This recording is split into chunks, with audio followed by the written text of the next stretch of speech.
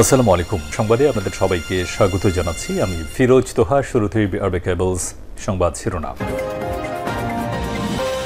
জানিয়ে দেব এই মুহূর্তে হাতে পাওয়া সর্বশেষ গুরুত্বপূর্ণ আপডেট বাংলা সংবাদ। শুরুতেই থাকছে কোন স্ট্যাটাসে দিল্লিতে শেখ হাসিনা জানে না অন্তর্বর্তী সরকার। ছাত্র আন্দোলনের তোপের মুখে ৫ আগস্ট প্রধানমন্ত্রীর পদ থেকে পদত্যাগ করে ভারতে পালিয়ে যান শেখ হাসিনা। তবে শেখ হাসিনা ভারতে কোন স্ট্যাটাসে রয়েছেন তা জানা নেই বাংলাদেশের অন্তর্বর্তী সরকারের। শুধু তাই নয়, শেখ হাসিনার সেখানে অবস্থানের বিষয় এখন পর্যন্ত দিল্লির কাছে আনুষ্ঠানিকভাবে জানতেও চায়নি ঢাকা। এবারে জানাবো গাজীপুরের শ্রীপুরে এক ব্যবসায়ীকে পিটিয়ে পা ভেঙে তার ফ্যামিলিকে টেনে হেঁচড়ে বাড়ি থেকে বের করে দিয়ে ৫ তলা বাড়ি দখলে নেওয়ার অভিযোগ উঠেছে এক যুবদল নেতার বিরুদ্ধে।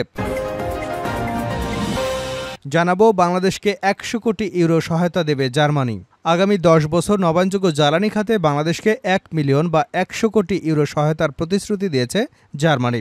এর মধ্যে চলতি বছরেই ১,৫০,০০,০০০ ইউরো দেওয়া হবে। মঙ্গলবার সচিবালয় জার্মানির রাষ্ট্রদূত আকিম ট্রস্টারের সঙ্গে বৈঠকের পর অন্তর্বর্তী সরকারের পরিবেশ, বন ও জলবায়ু পরিবর্তন এবং পানি সম্পদ বিষয়ক উপদেষ্টা সৈয়দা রিজওয়ানা হাসান এ বিষয়টি নিশ্চিত করেছেন।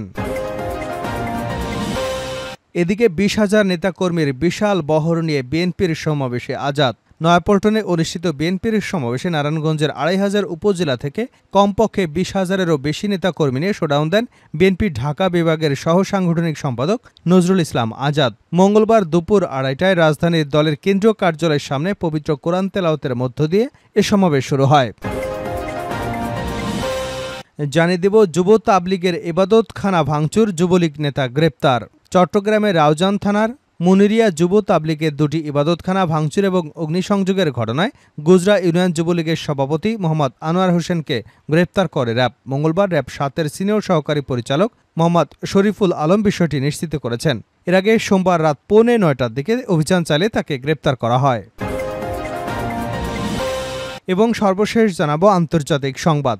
ভারতে মুসলিমদের দুর্দশা নিয়ে ইরানের বক্তব্য, দিল্লির ক্ষোভ। ভারতের সংখ্যালঘু মুসলিমদের দুর্দশা নিয়ে কথা বলেছেন মধ্যপ্রাচ্যের দেশ ইরানের সর্বোচ্চ ধর্মীয় নেতা আয়াতুল্লাহ আলী খামেনি। এদিকে তার এই বক্তব্যে ক্ষুব্ধ প্রতিক্রিয়া জানিয়েছে ভারত। পবিত্র ঈদে মিলাদুন্নবী উপলক্ষে সামাজিক যোগাযোগ মাধ্যম এক্সে গাজার পাশাপাশি ভারত মিয়ানমারে মুসলিমদের দুর্দশা নিয়ে বার্তা দেন খামেনি। পোস্টে তিনি লেখেন, আমরা যদি মিয়ানমার, গাজা, ভারত বা অন্য কোনো জায়গায় মুসলিমদের দুর্দশা সহ্য করে সেই সম্পর্কে উদাসীন থাকি, তবে আমরা নিজেদের মুসলিম হিসেবে বিবেচনা করতে পারি না। এতক্ষণ শিরোনাম শুনছিলেন, এবার বিস্তারিত। প্রিয় দর্শক, আপনি যদি এই চ্যানেলে নতুন হয়ে থাকেন, ভিডিওটি দেখতে দেখতে চ্যানেলটি সাবস্ক্রাইব করে আমাদের সঙ্গেই থাকুন। আর এই ভিডিও সম্পর্কে আপনি আপনার মূল্যবান মতামতটি কমেন্ট বক্সে জানিয়ে দিন। আর হ্যাঁ প্রিয় দর্শক, জানিয়ে দিন ভিডিওটি কোথা থেকে দেখছেন। কোন স্ট্যাটাসে দিল্লিতে শেখ হাসিনা জানেন না অন্তর্বর্তী সরকার। ছাত্র জনতার তোপের মুখে ৫ আগস্ট প্রধানমন্ত্রীর পদ থেকে পদত্যাগ করে ভারতে পালিয়ে যান শেখ হাসিনা। তবে শেখ হাসিনা ভারতে কোন স্ট্যাটাসে রয়েছেন তা জানা নেই বাংলাদেশের অন্তর্বর্তী সরকারের। শুধু তাই নয়, শেখ হাসিনার সেখানে অবস্থানের বিষয় এখন পর্যন্ত দিল্লির কাছে আনুষ্ঠানিকভাবে জানতেও চায়নি ঢাকা। মঙ্গলবার পররাষ্ট্র উপদেষ্টা মোহাম্মদ তৌহিদ হোসেন এ তথ্য জানান। তিনি বলেন, শেখ হাসিনা কি স্ট্যাটাসে ভারতে রয়েছেন তা এখনও আনুষ্ঠানিকভাবে জানতে চায়নি বাংলাদেশ। এক প্রশ্নের জবাবে উপদেষ্টা বলেন, আমরা অফিসিয়ালি কিছু জানি না। ছাত্র জনতার গণঅভ্যুত্থানের মুখে গত ৫ আগস্ট পদত্যাগ করে দেশ ছেড়ে ভারতে পালিয়ে আশ্রয় নেন শেখ হাসিনা। দেশ ছাড়ার পর সাবেক প্রধানমন্ত্রীর পাসপোর্টের মেয়াদ ৪৫ দিন পার হবার কথা। পাসপোর্টের মেয়াদ শেষ হওয়ার পর তিনি কোন প্রক্রিয়ায় সেখানে অবস্থান করবেন জানতে চাইলে তৌহিদ হোসেন বলেন, সবকিছু শুধু আইন দিয়ে চলে না, ভারত সরকার তাকে আশ্রয় দিয়েছে, তিনি সেখানে থাকছেন, আমাদের এটা সেভাবেই দেখতে হবে। শ্রীপুরে ব্যবসায়ীকে পিটিয়ে বাড়ি দখলের অভিযোগ যুবদল নেতার বিরুদ্ধে। গাজীপুরের শ্রীপুরে এক ব্যবসায়ীকে পিটিয়ে পা ভেঙে তার ফ্যামিলিকে টেনে হিঁচড়ে বাড়ি থেকে বের করে দিয়ে ৫ তলা বাড়ি দখলে নেওয়ার অভিযোগ উঠেছে এক যুবদল নেতার বিরুদ্ধে। অভিযুক্ত সেলিম আহমেদ শ্রীপুর পৌর যুবদলের সিনিয়র যুগ্ম আহ্বায়ক এবং পৌর এলাকার ৮ নং ওয়ার্ডের দারগারচালা গ্রামের আব্দুল মোতালেবের ছেলে। ভুক্তভোগী বাড়ির মালিক মোহাম্মদ কবির তালুকদার উপজেলার কাজীপুর ইউনিয়নের শৈলাট গ্রামের মৃত হাফিজ উদ্দিন তালুকদারের ছেলে। কবির তালুকদার জানান, বিগত ৩.৫ বছর পূর্বে শ্রীপুর পৌর এলাকার দারগারচালা গ্রামের নুরুল ইসলামের নিকট হতে ৯.৫% জমি ক্রয় করে ৫ তলা ভবনের কাজ শুরু করেন এবং ২ বছর আগে তা শেষ হয়।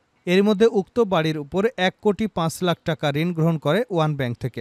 গত 5 আগস্ট ছাত্র জনতার আন্দোলনে সরকার পতনের পর ডিবি হারুনের সঙ্গে ব্যবসায়ী কবির তালুকদারের সখ্যতা রয়েছে এমন অপবাদ দিয়ে ওই জমির দাতা নুরুল ইসলামের চাচাতো ভাই মানিক মিয়া অভিযুক্ত যুবদল নেতা সেলিম আহমেদ ওই বাড়িতে 2.25% জমি পাবে এমন দাবি করে 5তলা বাড়িটি জবরদখল করে নেয়। বাড়ির মালিক কবির তালুকদার অভিযোগ করেন, গত 25 আগস্ট যুবদল নেতা সেলিম আহমেদের নেতৃত্বে বাড়িটি জবরদখল করে নেবার সময় দেশীয় অস্ত্রশস্ত্রে সজ্জিত হয়ে অর্ধশতাধিক সন্ত্রাসী বাহিনী নিয়ে আমিও আমার পরিবারকে মারধর করে টেনে হেঁচড়ে এলোপাথাড়ি পিটিয়ে বাড়ি থেকে নামিয়ে দেয়। এ সময় তাদের পিটুনিতে আমার একটি পা ভেঙে যায়। এছাড়া আইপিএস, টিভি, ফ্রিজ, বাড়ির নির্মাণ কাজের জন্য স্টককৃত রং, বৈদ্যুতিক সরঞ্জামাদি, আসবাবপত্র সহ 10 লক্ষাধিক টাকার মালামাল লুট করে নিয়ে যায়। তিনি আরও জানান, পরবর্তীতে ওই দখলদার যুবদল নেতা সেলিম আহমেদ আমার বাড়িতে না যাওয়ার জন্য আমাকে টেলিফোনে মেরে ফেলার হুমকি দেয়। এমন একটি অডিও রেকর্ড সামাজিক যোগাযোগ মাধ্যমে ভাইরাল হয়েছে। চলতি মাসের 10 তারিখে উক্ত বাড়ির ভাড়াটিয়াদের কাছ থেকে জোরপূর্বক 66,000 টাকা তুলে নিয়ে যায় সেলিম আহমেদ। এ ব্যাপারে ভুক্তভোগী কবির তালুকদার শ্রীপুর থানায় অভিযোগ দায়ের করেছেন। বাংলাদেশকে 100 কোটি ইউরো সহায়তা দেবে জার্মানি। আগামী 10 বছরে নবায়নযোগ্য জ্বালানি খাতে বাংলাদেশকে 1 মিলিয়ন বা 100 কোটি ইউরো সহায়তার প্রতিশ্রুতি দিয়েছে জার্মানি। এর মধ্যে চলতি বছরই 1,50,00,000 ইউরো দেওয়া হবে। মঙ্গলবার সচিবালয়ে জার্মানির রাষ্ট্রদূত আকিম স্ট্রাচারের সঙ্গে বৈঠকের পর অন্তর্বর্তী সরকারের পরিবেশ, বন ও জলবায়ু পরিবর্তন এবং পানি সম্পদ বিষয়ক উপদেষ্টা সৈয়দা রেজওয়ানা হাসান বিষয়টি নিশ্চিত করেছেন। সৈয়দা রেজওয়ানা হাসান বলেন, এই সহযোগিতার আওতায় ক্ষুদ্র জাতিসত্তা, নারী ও যুব সমাজকে অন্তর্ভুক্ত করা হবে এবং একটি বহুপাক্ষীয় অংশীদারিত্বমূলক পদ্ধতির মাধ্যমে কাজ করা হবে। তিনি পরিবেশ, জলবায়ু বিষয়ক খাতে জার্মানির ধারাবাহিক সহযোগিতার জন্য রাষ্ট্রদূতকে ধন্যবাদ জানান। তিনি বৈশ্বিক জলবায়ু চ্যালেঞ্জ মোকাবেলায় আন্তর্জাতিক সহযোগিতার প্রয়োজনীয়তার উপর জোর দেন এবং টেকসই বন ব্যবস্থাপনার গুরুত্ব তুলে ধরেন। রাষ্ট্রদূত ট্রাস্টার বাংলাদেশকে জলবায়ু পরিবর্তনের বিরুদ্ধে লড়াইয়ে সমর্থন দেওয়ার প্রতিশ্রুতি ব্যক্ত করেন এবং পরিবেশ সংরক্ষণে বাংলাদেশের প্রচেষ্টার প্রশংসা করেন। তিনি নবায়নযোগ্য জ্বালানি খাতে জার্মানির দক্ষতার কথা উল্লেখ করেন এবং বাংলাদেশের সবুজ জ্বালানির উদ্যোগকে সমর্থন করার জন্য প্রযুক্তিগত সহায়তা দেওয়ারও প্রস্তাব দেন। বৈঠকে উভয় পক্ষ নদী পরিষ্কার, পরিবেশ সংরক্ষণ এবং জলবায়ু পরিবর্তন প্রমোশনের ক্ষেত্রে দ্বিপাক্ষিক সহযোগিতা জোরদারের বিষয়ে আলোচনা করেন। টেকসই উন্নয়ন প্রকল্প, সবুজ প্রযুক্তি গ্রহণ এবং পরিবেশ ও জলবায়ু সম্পর্কিত চ্যালেঞ্জ মোকাবেলায় সম্ভাব্য সহযোগিতা নিয়েও আলোচনা হয়। 20,000 নেতাকর্মী নিয়ে বিএনপির সমাবেশে আজাদ। নয়াপল্টনে অনুষ্ঠিত বিএনপির সমাবেশে নারায়ণগঞ্জের 2,500 উপজেলা থেকে কমপক্ষে 20,000-এরও বেশি নেতাকর্মী নিয়ে শোডাউনে যোগ দেন বিএনপি ঢাকা বিভাগের সহ সাংগঠনিক সম্পাদক নজরুল ইসলাম আজাদ।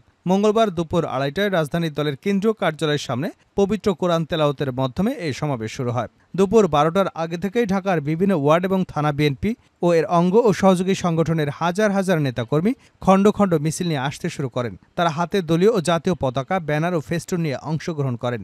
মাথায় হলুদ ও লাল রঙের ক্যাপ পরে নেতাকর্মীরা সমাবেশে আসেন। আন্তর্জাতিক গণতন্ত্র দিবস উপলক্ষে এই সমাবেশের আয়োজন করে বিএনপি। দীর্ঘদিন পর মুক্ত পরিবেশে কোনো বাধা ছাড়াই সমাবেশে নেতাকর্মীদের ঢল নামে। রাজধানীর বিভিন্ন এলাকা থেকে মিছিল নিয়ে সমাবেশে যোগ দেন বিএনপি এবং এর অঙ্গ ও সহযোগী সংগঠনের নেতাকর্মীরা। পাশাপাশি ঢাকা বিভাগের বিভিন্ন জেলা এবং উপজেলা থেকে বিএনপি এবং এর অঙ্গ সংগঠনের হাজার হাজার নেতাকর্মী অংশগ্রহণ করেন। তাদের বিভিন্ন স্লোগানে পুরো নয়াপল্টন এলাকা মুখরিত হয়ে ওঠে। রাজধানীর নয়াপল্টনে বিএনপির কেন্দ্রীয় কার্যালয়ের সামনে অনুষ্ঠিত এই সমাবেশে প্রধান অতিথি হিসেবে বক্তব্য দেন দলের ভারপ্রাপ্ত চেয়ারম্যান তারেক রহমান। বিএনপির মহাসচিব মির্জা ফখরুল ইসলাম আলমগীরের সভাপতিত্বে সভা পরিচালনা করেন বিএনপির প্রচার সম্পাদক সুলতান সালাউদ্দিন টুকুব। ঢাকা মহানগর উত্তর বিএনপির সদস্য সচিব আমিনুল হক ও ঢাকা মহানগর দক্ষিণের সদস্য সচিব তানবীর আহমেদ রবিন। নজরুল ইসলাম আজাদ বলেন, দীর্ঘদিন পর স্বৈরাচার শেখ হাসিনা মুক্ত হয়েছে বাংলাদেশ, দেশের মানুষ মুক্তভাবে নিঃশ্বাস নিতে পারছে। সেজন্য তারা স্বতঃস্ফূর্তভাবে বিএনপির সমাবেশে যোগ দিয়েছেন। ইনশাল্লাহ আগামীতে জনগণের ম্যান্ডেট নিয়ে বিএনপি রাষ্ট্র গঠন করবে এবং আমাদের ভারপ্রাপ্ত চেয়ারম্যান তারেক রহমানের নেতৃত্বে বাংলাদেশ হবে একটি অত্যাধুনিক ও স্বনির্ভর ও বৈষম্যহীন দেশ। শেষ করছে আন্তর্জাতিক সংবাদ দিয়ে। ভারতের মুসলিমদের দুর্দশা নিয়ে ইরানের বক্তব্যে দিল্লির ক্ষোভ। ভারতের সংখ্যালঘু মুসলিমদের দুর্দশা নিয়ে কথা বলেছে মধ্যপ্রাচ্যের দেশ ইরানের সর্বোচ্চ ধর্মীয় নেতা আয়াতুল্লাহ আলী খামেনি। এদিকে তার এই বক্তব্যে ক্ষুব্ধ প্রতিক্রিয়া জানিয়েছে ভারত। পবিত্র ঈদে মিলাদুন্নবী উপলক্ষে সামাজিক যোগাযোগ মাধ্যম এক্সে গাজার পাশাপাশি ভারত ও মিয়ানমারে মুসলিমদের দুর্দশা নিয়ে বার্তা দেন খামেনি। পোস্টে তিনি লেখেন, আমরা যদি মিয়ানমার, গাজা, ভারত বা অন্য যে কোনো জায়গায় মুসলিমদের দুর্দশা সহ্য করে সে সম্পর্কে উদাসীন থাকি, তবে আমরা নিজেদের মুসলিম হিসেবে বিবেচিত করতে পারি না। তিনি আরও উল্লেখ করেন, ইসলামের শত্রুরা সর্বদাই ইসলামিক উম্মাহ হিসেবে অভিন্ন পরিচয়ের ব্যাপারে আমাদের উদাসীন করবার চেষ্টা করেছে। এদিকে আয়াতুল্লাহ আলী খামেনির এই পোস্টে ক্ষুব্ধ হয়েছে ভারত।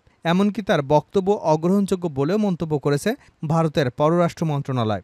এক বিবৃতিতে ভারতের পররাষ্ট্র মন্ত্রণালয় বলেছে, আমরা ইরানের সর্বোচ্চ নেতার ভারতের সংখ্যালঘুদের বিষয়ে করা মন্তব্যের তীব্র নিন্দা জানাই। বিবৃতিতে আরও দাবি করা হয়, এগুলো ভুল তথ্য এবং অগ্রহণযোগ্য। সংখ্যালঘুদের বিষয়ে মন্তব্যকারী দেশগুলোকে অন্য দেশ সম্পর্কে কোনো পর্যবেক্ষণ দেওয়ার আগে তাদের নিজস্ব রেকর্ড দেখার পরামর্শ দেওয়া হচ্ছে।